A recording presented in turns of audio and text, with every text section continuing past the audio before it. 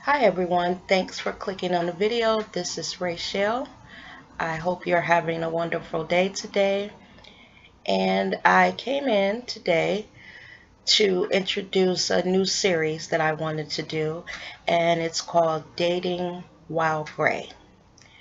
Now, you might ask what that is, and basically it is story times of dates that I've had um, since I've been divorced. And explaining what it's like after having been with someone for so many years and then you're back out in the dating, in that dating game. So let me just get started and give you a little background first. And let me just say some of these will be on screen and some of them will not. And the ones that are not going to be on screen will be the ones where I had the walk of shame, so I would not be able to show my face.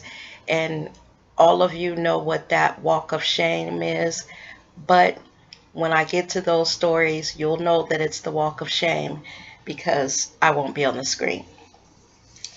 So first of all, I was married for almost 18 years. We met when I was 22, I believe, and we were together almost 18 years. So, the divorce is over. We've gone our separate ways. We still have children, so we interact, but we can't stand each other anymore. Um, and basically, with that past relationship, and one of my videos will be about that one too, the marriage part, but I don't want to start there in this first video. I want to start after, the divorce.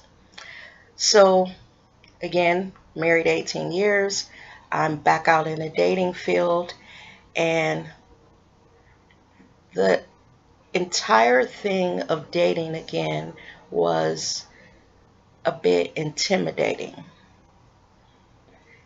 You've been with someone so long, you know their body, you know everything about them, their scent, their manner, their personality.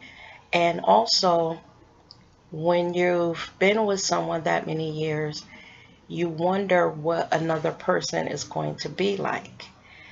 So you're a little apprehensive a little bit, but then also excited because I thought about it and I said to myself, the last time I dated, I was a young girl, and then now I'm an almost 40-year-old woman. So the dating part was a little different.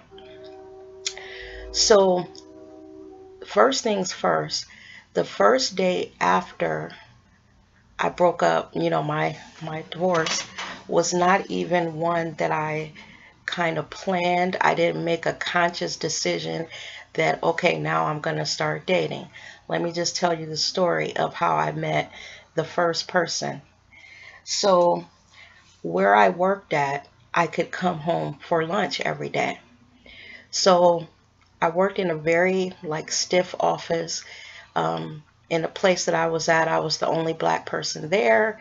So I had to put on my work personality. And then when I would leave out the building, I would revert back to regular Rachel, with my music blasting, driving home.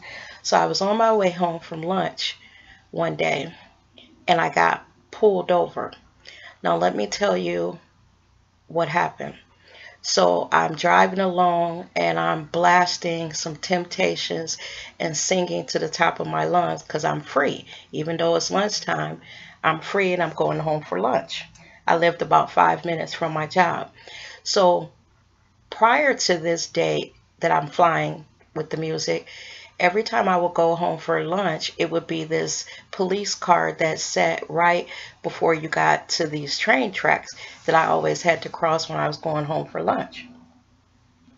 And I would see that police officer every day. And you know, when you get to the train tracks, you got to kind of slow down so you don't go over them and tear up your tires.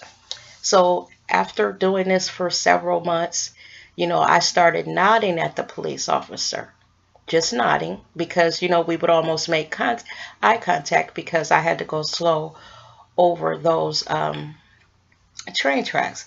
So this particular day, I had passed the train tracks, driven up a little bit, and then I was sitting at the stoplight. So as I'm sitting at the stoplight, I see the police car pull up behind me, and he puts his siren on and tells me, you know, indicates that I should pull over. So I'm sitting there thinking, well, you know, I couldn't have been speeding because I'm sitting at the light. When I pass him on the train tracks, I wasn't speeding because you have to go slow over them. And I was wondering, what was he pulling me over for? So he pulls me over, and I'm, you know, getting my license and everything out, and I see him walking up to the car. You know how you look at your side mirror, and when he was walking up, it was a black officer. So when he gets up to my window, I, you know, roll down the window and I ask him, I said, why did you pull me over? I was sitting at the light. Excuse me.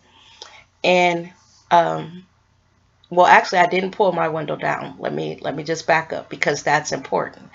So when he walks up, because it's summer and I didn't have the windows up, so he looks at me for a long time, and I'm thinking, okay, what is this about? So he says, well, I pulled you over because you were driving down the road with your music blasting, and he was like singing all off key. So I was like, what?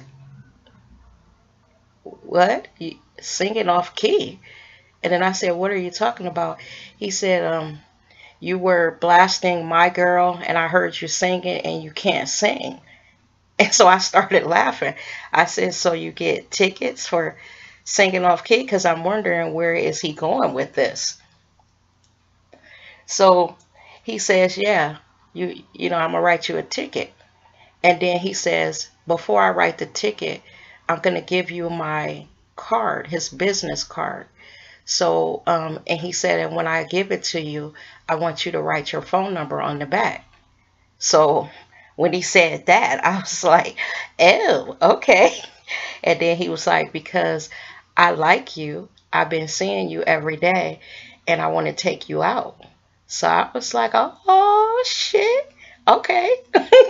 So I give him my phone number. And so then, you know, thinking that he still was going to write me the ticket, I was like, well, because he was just standing there looking at me. So I was like, okay, well, I said, when you write the ticket, I said, just please don't make the ticket real high because I don't know what you're writing a ticket for. And then he just laughed and said, I'm not going to write you a ticket. I just wanted to pull you over so I can get your phone number. So I was like, oh, hell. And then, so I said, well, all right. And then I didn't think anything about it. Went home, felt all good. And, you know, was like, okay, I'm riding by this police car and this police officer pulls me over, and now I might have a date. Now, I didn't have any expectations because remember, I had been in a relationship for so long that I didn't even really know how to date. So that night around 9:30 or so, he called me, and you know, I was pleasantly surprised, and we talked for a long time, and he asked me, you know, when could I go on a date with him, and I told him that I had 2 kids, and you know, I couldn't go on it until the weekend, and blah blah blah. So we set a date up for Saturday, and you know, it was on. Now remember, I haven't dated in years, so the very next day when I get off work, I run and get me a date night outfit. Okay, because you know, you're thinking I gotta be on it. You know, I don't know how to date now, so get me a little cute summer outfit, and um, I'm all ready. It's Saturday. Now all day, like he had been calling me all that day of the date, you know, asking me was I getting excited, and you know, I was thinking, well, now I didn't say this to him, but I was thinking, well, excited is not the word. Actually, I'm so nervous, I feel like I got to throw up. So by this time it was about 5 o'clock, and I think we were supposed to go out to dinner about 8 or so. I don't remember the exact time. So when I got off the phone from talking to him, because the last thing he said was, I'm looking forward to seeing you. And you know how you ask him, what should you wear? And then he was like, it's summer, just wear something. You know, basically he said, wear whatever you want to wear. Wherever we go, you'll be comfortable. So when I got off the phone, I was even more nervous. So I called my sister, and I just was like, oh my God, you know, I don't know what to say when I go out on this date. I don't know what to talk about.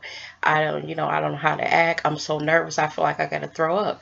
So my sister was laughing, and she was like, Rachelle, why are you nervous? She was like, girl, all the people you used to date when you were younger. And I was like, well, that's when I was younger. I'm insecure now. I'm older. I got a different body. Blah, blah, blah, blah, blah. So I told my sister I was joking. I was like, girl, I'm so nervous. I need a drink. And let me just tell you, I don't drink at all. Keep that in mind. I don't drink at all. So my sister was like, well, you know what? Maybe you should go get a little something, and it'll help relax you. So I was like, well, what should I get? Because I don't drink and I don't know what to drink. And I definitely wasn't drinking liquor because I really don't like that.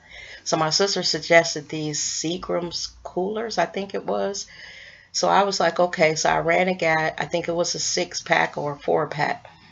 So when I drank it, the first one, I had put it in the freezer. So when I was drinking it, as I started running my bath water and all that, I was like, oh, this is good. And so then I kicked back the first one, like I knocked it out because it tasted, you know, like just some punch or something. So while I'm getting dressed, I knocked back the second one. And then I'm like, okay, I feel a little buzzy. So I said, well, let me stop drinking because I don't want when the man come, I'm drunk, about to pass out and stuff. So, okay, he calls again and he says, okay, I just got off work. I'm going home, take my shower, and I'll be over like in, he said, like an hour or so. So then my anxiety level went up even higher. So I went ahead and drank the other two little coolers. And so finally he gets over.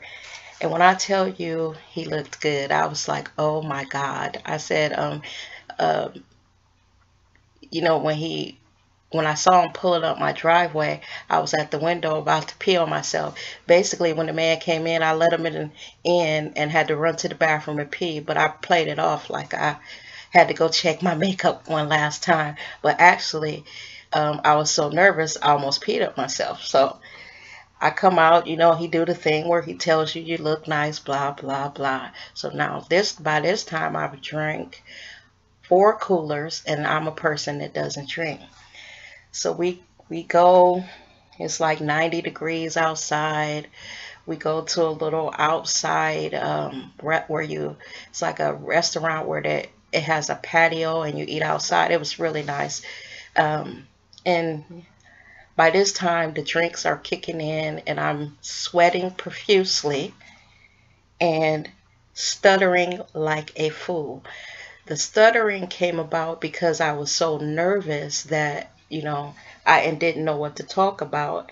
So the drinking had caused me to stutter, sweat profusely, and so I think the night is not going well. So I'm like, well, you know what? This is not going the way I'm planning. I'm sitting here melting out here, you know, in this heat. And this man is so cute that, you know, I'm just, you know, totally just blown away and thinking, okay, this date will probably be the last one.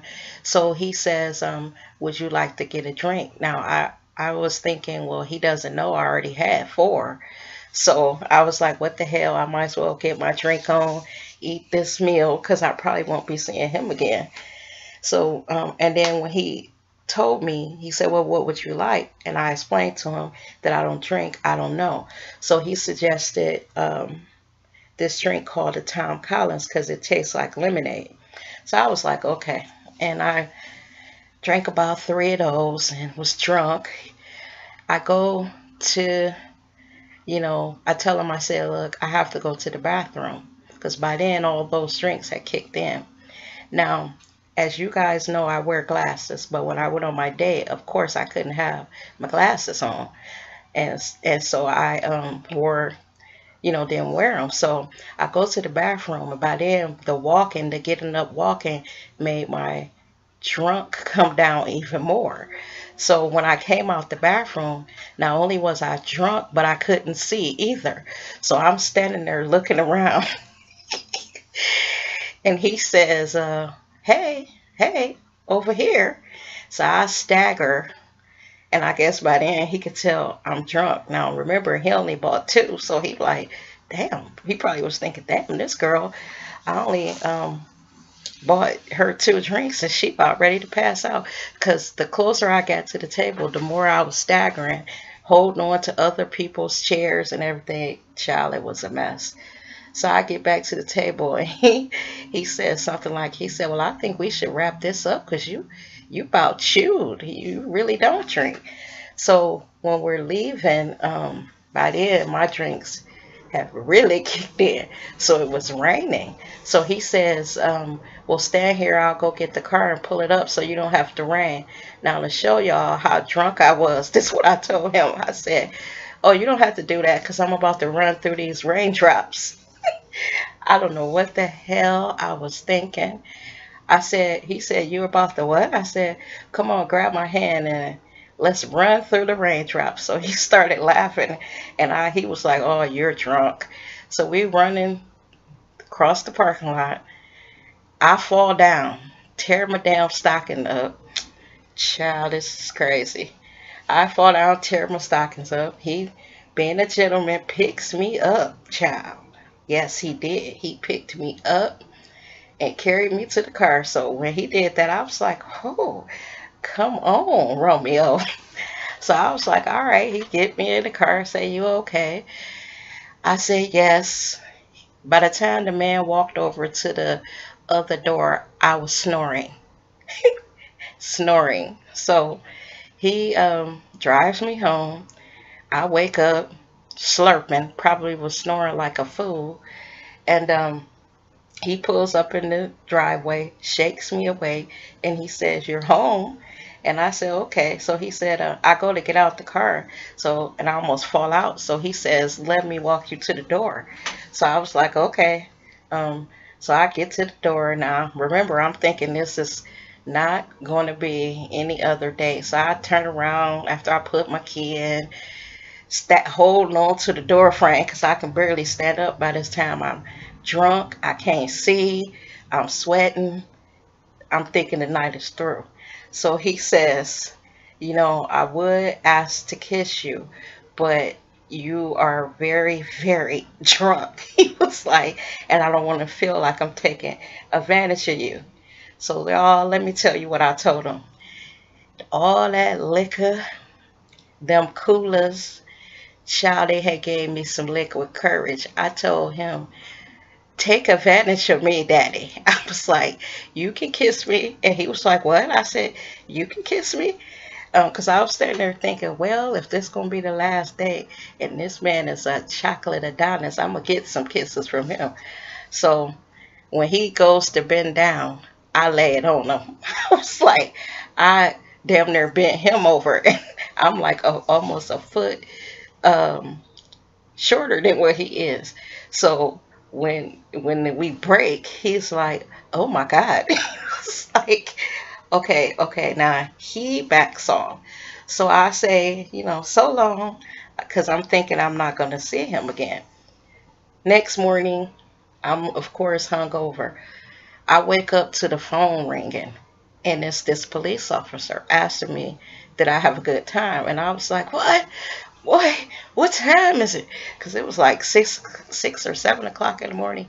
And he was like, well, I'm just went out. I guess he was in his police car or whatever, and he was calling me. And I was thinking, at that time of the morning, I was thirsty, my head was pounding, and I think I was rude to him.